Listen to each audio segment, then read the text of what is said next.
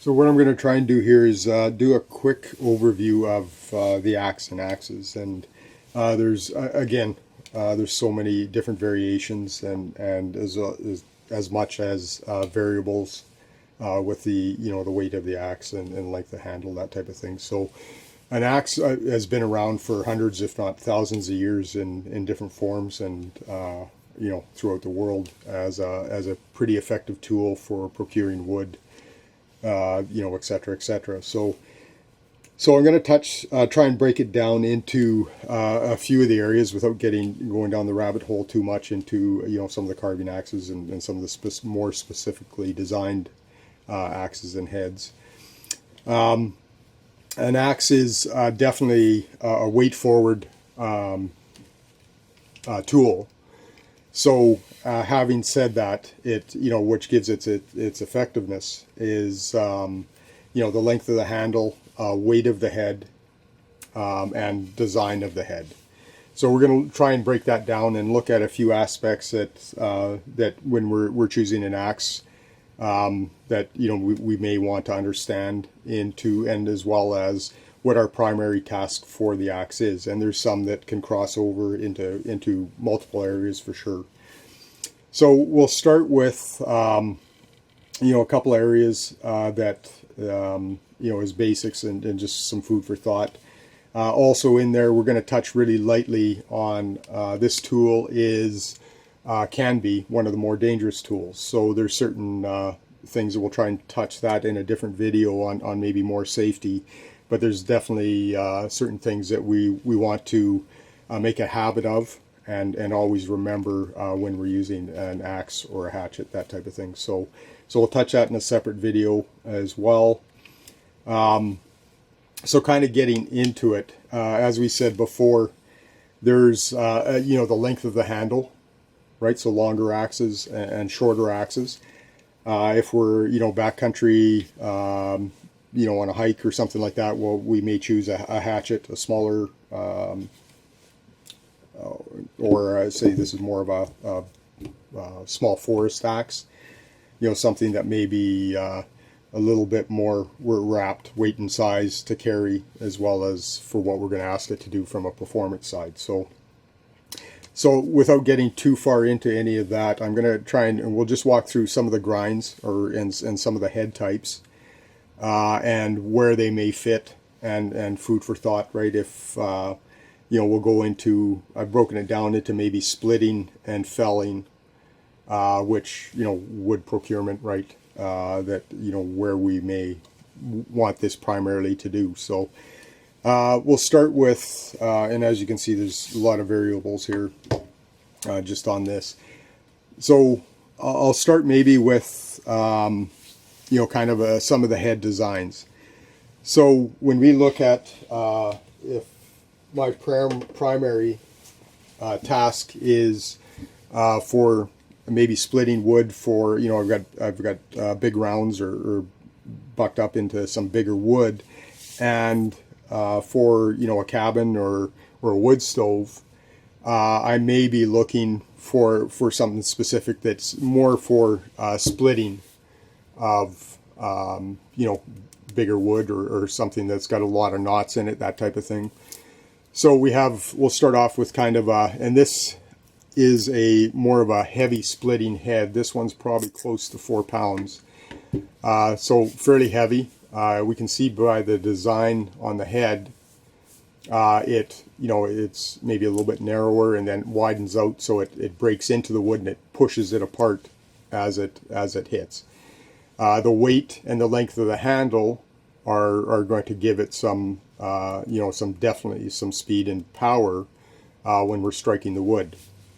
So this is an example of more of a heavy one. It can also, I've got a splitting maul here that a lot of the splitting mauls and wedges may not have as sharp of an edge. It may be a little bit more round, and specifically for breaking into that wood and trying to bust it apart. So notoriously, they're fairly heavy, a longer handle, but fairly purpose-oriented, right? So it's not going to be something that's going to be really effective felling a tree or chopping up some deadfall. but very specific, and does a good job of splitting some bigger wood and bigger rounds, that type of thing, especially if it's knotty. So this is an example of a fairly heavy splitting head, and that, so similar to the maul, is a heavy head, maybe not as sharp as of a point when it comes down. This one is more of that splitting, heavy splitting axe. So this head's fairly heavy. So you're going to find from a fatigue point, if you're wielding this for a fair amount of time, it definitely will take some energy and stuff to swing it, which also, is something we want to be cognizant of when we're choosing an axe. So primarily, for splitting, this is not a bad choice. To move down into, and this is where head weight can play a bit of a, so this is a splitting axe as well, but it's a lighter head. It goes from a narrow sharp point right to it widens out for splitting. I'm finding these a lot more common up here anyway in some of the stores, and it may not always be my preference because I may want to do some felling or chopping with it. This one being a little bit lighter and a little bit thinner will do some of that. It's not as heavy as the large one, so you may get away with a little bit more of that. But maybe from a campground splitting, it's that's something you might want to look at, right? So kind of next up, that's kind of the splitting end. We're going to look at more of a felling. So with some of the felling heads, the design is going to fall into a much more narrower and sharper point.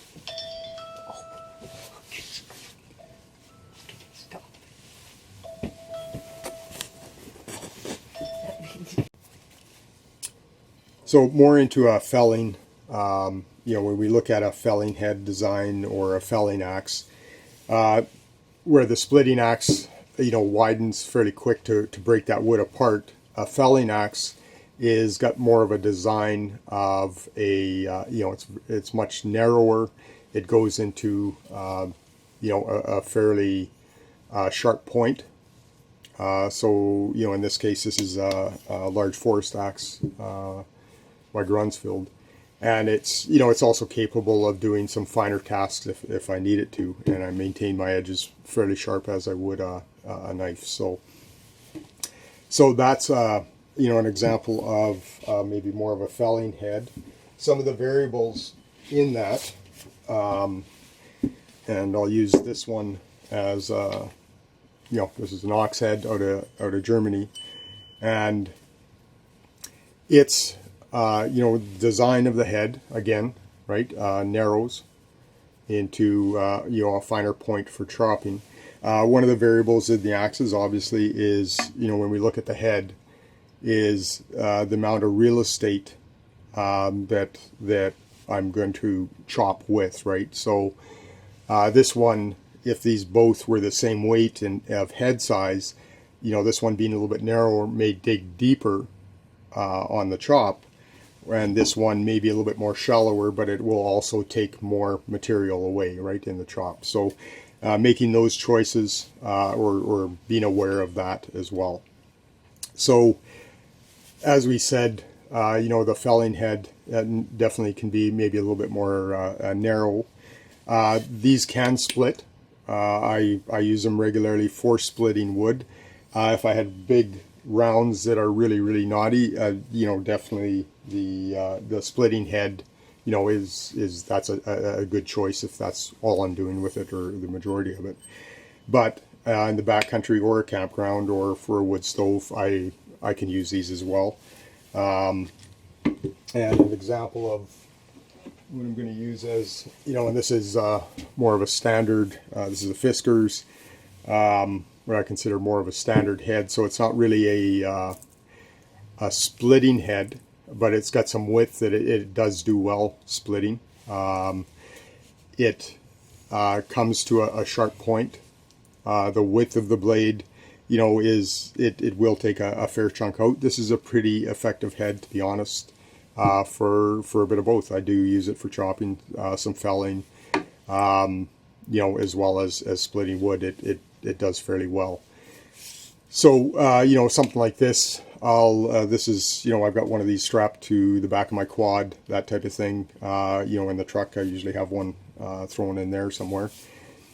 It's a good choice if you're doing maybe a little bit of both, right? So I may want to fell some wood in the backcountry, or have to, you know, chop a tree or some deadfall. But I can also split it, you know, for a wood stove or fire to get some drier stuff out of the center if it's wet. So food for thought there.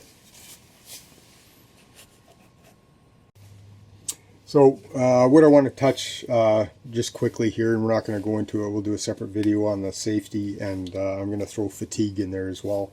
So obviously things to think about when we're swinging a you know, large splitting axe, you know, with something with a heavy head.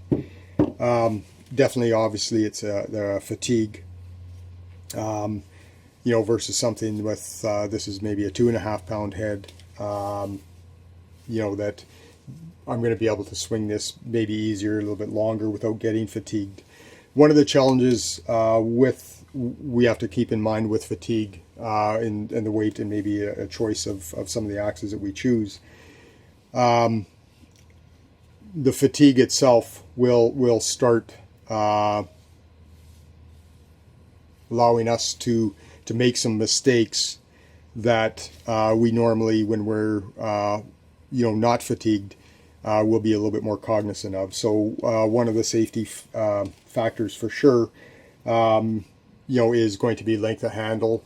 Over the years, a longer handle axe was considered safer from the intent of it should go into the ground if I miss, or you know, it skins off my wood, or I'm inaccurate, and instead of going into my foot or my leg, it should hit the ground first. So a longer handle axe was at one time, or is considered maybe a little bit safer. So there's different ways we manage that, and we'll do a separate one. But just generically, if I'm using a small hatchet, I may choose to go down on one knee, or make sure I'm low enough to the ground that if it misses my target, that it will go into the ground before it hits me. Other thing to keep in mind with axes, definitely, and just kind of something to think about, and we'll cover this more in depth. I have control over an axe at its balance point. So at this point, I have the most control over the axe, and what I can do with it, and controlling this weight of this head. As my hand moves farther down away from it, if I, you know, in this case, you know, this isn't a one-handed axe, but my accuracy up here is probably pretty tight. As I'm moving down, it's, you know, a little bit better. From a, you know, it's not as bad as at the end. As I move farther down, accuracy becomes an issue, right? So we want to definitely focus with an axe on accuracy over power up front. We want to be cognizant of fatigue, because when we start, you know, missing the rules or not following the rules, then we've got some risk. My hand placement, as I'm wielding an axe to get the most power, the maximum power, I'm pulling my hands together. So what that does is it removes my ability to control that once it's in motion. So I have to make sure that obviously it's going to hit the ground, or I've got a barrier in between me and what I'm chopping, that type of thing. So I'm not going to get too much in depth, but just something to keep in mind and maybe think about when using an axe.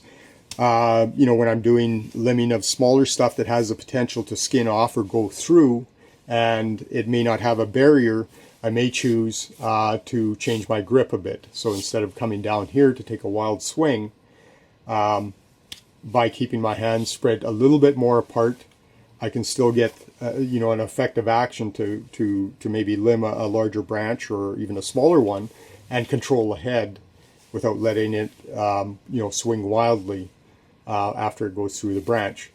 So things to keep in mind: grip. As I move my grip, I can use my body with my swing, right, to get a little bit more power behind it and still maintain control over this axe head. So I'm just going to, that was just a couple of things I wanted to touch. We'll do, I'll try and put something together a little bit more in depth, but just keep that in mind, when we're using an axe as well. That's something to think about.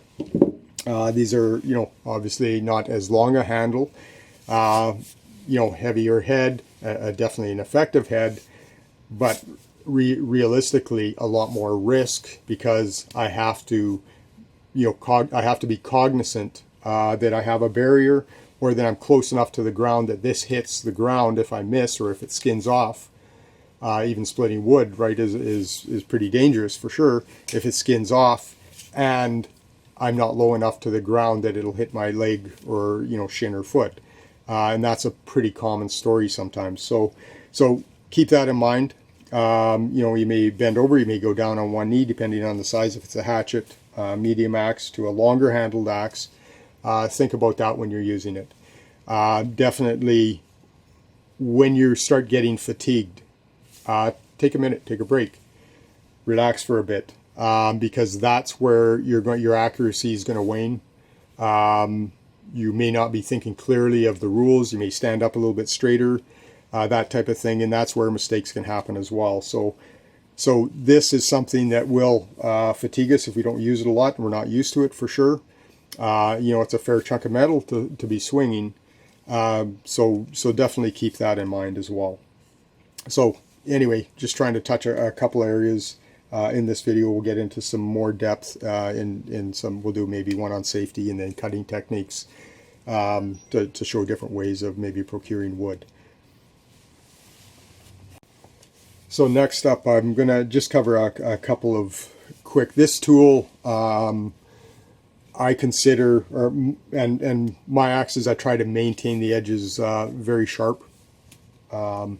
And for my purpose for that is I can also use this as what I would consider a primary tool. When a primary tool to me is something that I can procure the wood, obviously cut the wood. I can split wood up into smaller kindling. I might be able to do a feather stick and start a fire, strike a ferro rod, that type of thing with it. So other tasks that I may use it for is scraping trees, marking trees, right? If I'm on a hike or don't want to get lost.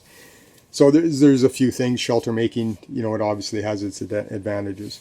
So one of the challenges that we can have versus, say, a larger machete or a working knife is the amount of real estate. The cutting edge that's actually doing the work is much smaller.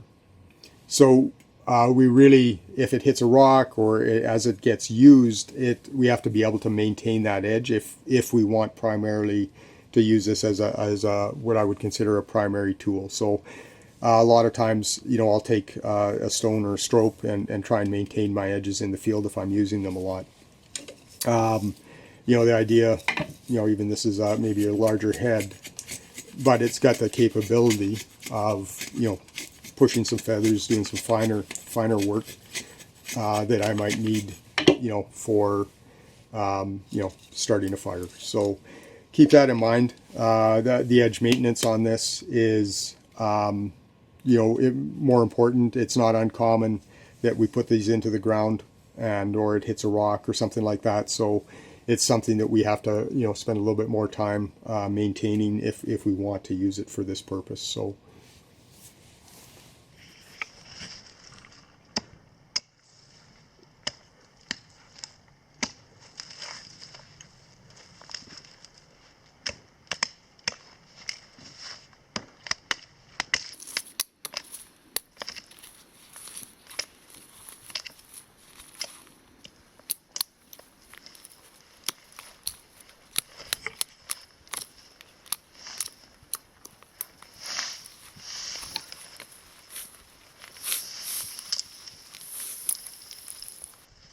So one of the things that I've learned when using an axe or a knife, a machete, is to make sure you don't have any debris in the way to hinder your swing, because that'll throw it off. Yeah, it definitely does. If you don't take the time to clean. Yeah.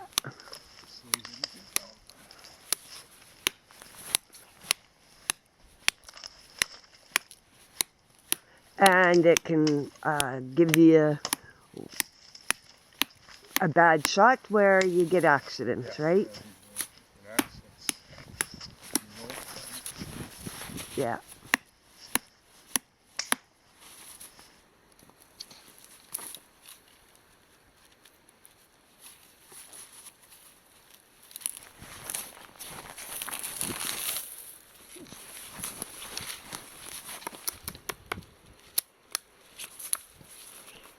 So one of the things I noticed was they're not huge, powerful swings. They're just, If I, that's where we're going to make mistakes, right? yeah, yeah, A big log that's, it's stable, and I know if it misses, it's hitting the ground. yeah. But yeah, otherwise this is just going to be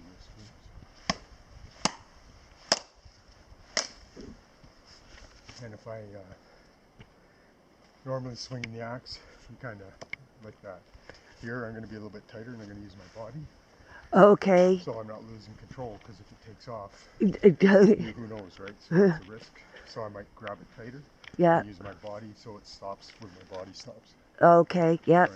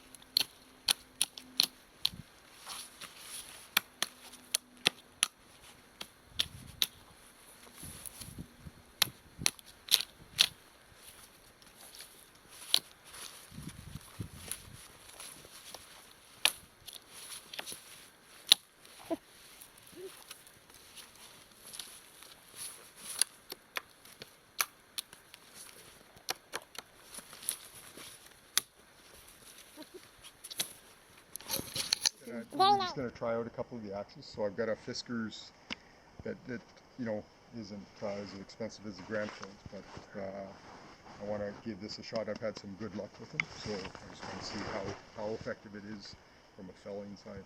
Right? Okay.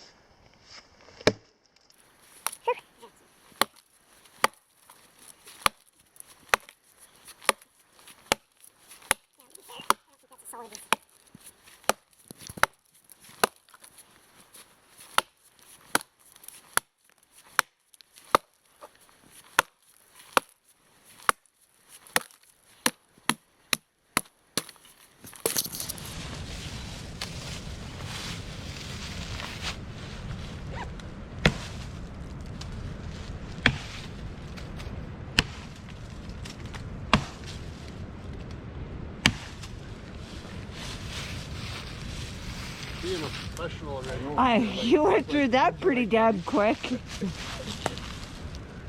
boy axe. Oh, example in case, eh?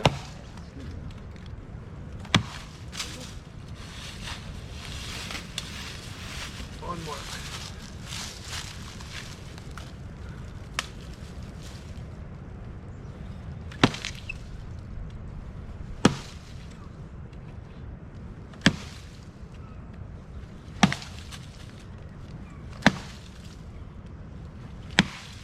Just when I thought I was getting good at it.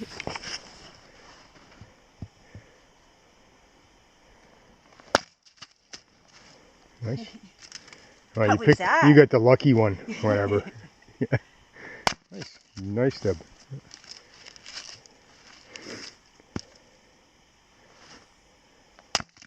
Yeah.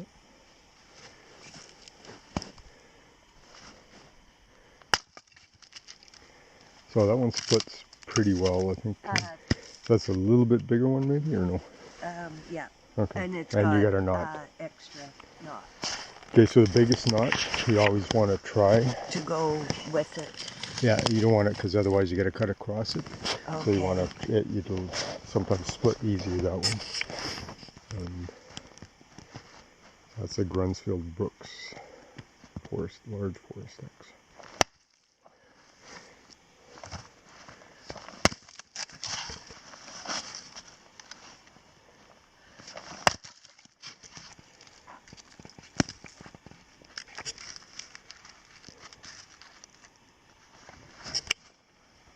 So the Yeah, knots. it's going to catch you at the bottom anyway. You could flip it and try it the other way, but either way. Right?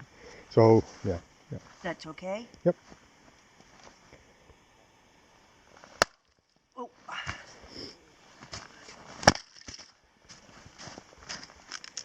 So a lot of times I'll try and put the knots, if they're at the bottom, put it at the top. So I split through the knot, my first strike, right? So I get the power in there, because otherwise it tends to hold the rest of the wood together. Right? What do you think? Yeah, try and yeah.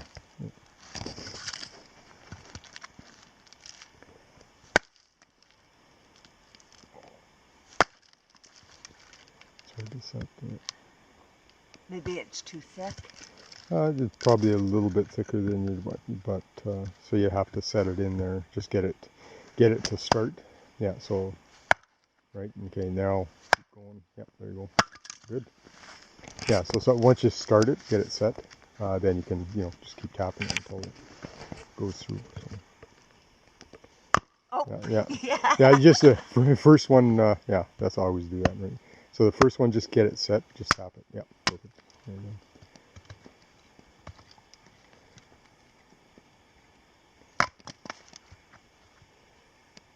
Yeah, just get it set, then there you go. Yeah. Nope. There you go. Once you get used to it, right, and a bigger axe head, you're not using a hatchet, right? So set it, really from an efficiency side. Yeah, perfect. Yeah, take the time to set it rather than every swing that's wasted is energy. Right? So,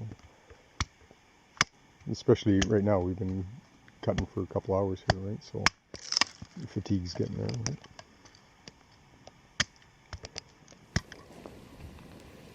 Okay, heavy splitting.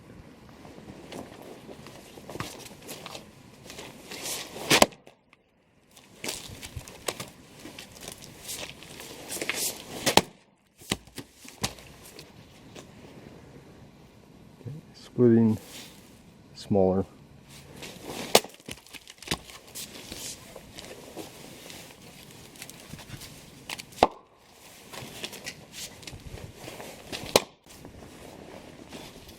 Medium. This is felling.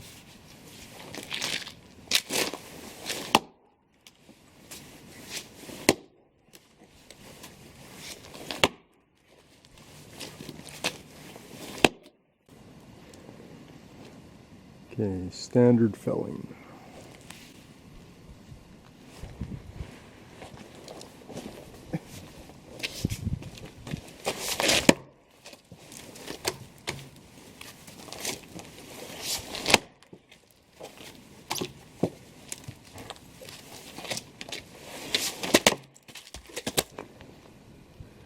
Grunsfold felling, 4 stacks.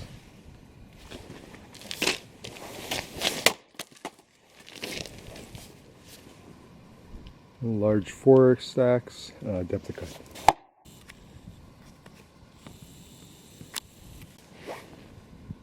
Okay, splitting, depth of cut.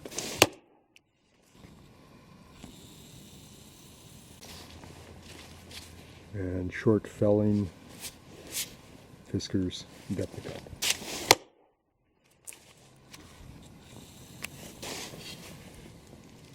So just to kind of give an idea, these are a little bit closer, but obviously the felling, more of a felling style, definitely digs deeper. This is just a quick example of obvious. This was the splitting head, so it's a little bit heavier as well. It definitely didn't dig as deep. Let me get that chip out of there. By a fair amount. This is the Grunsfield 4 stack, so pretty thin on the bit. Dug very deep, and it's the lightest of them all in that perspective. So definitely for felling, it cuts deep. For splitting, you're gonna have to work a little bit more, but it will do the trick. It's more specific for splitting. Does good splitting, doesn't dig as deep. If felling is going to be something that's, you know, you might use once in a while, you could get away with it.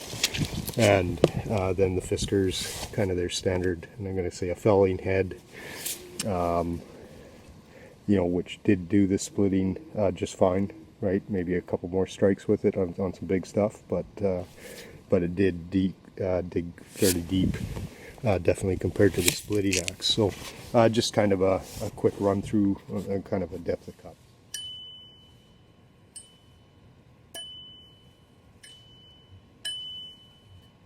I love that sound. Sorry.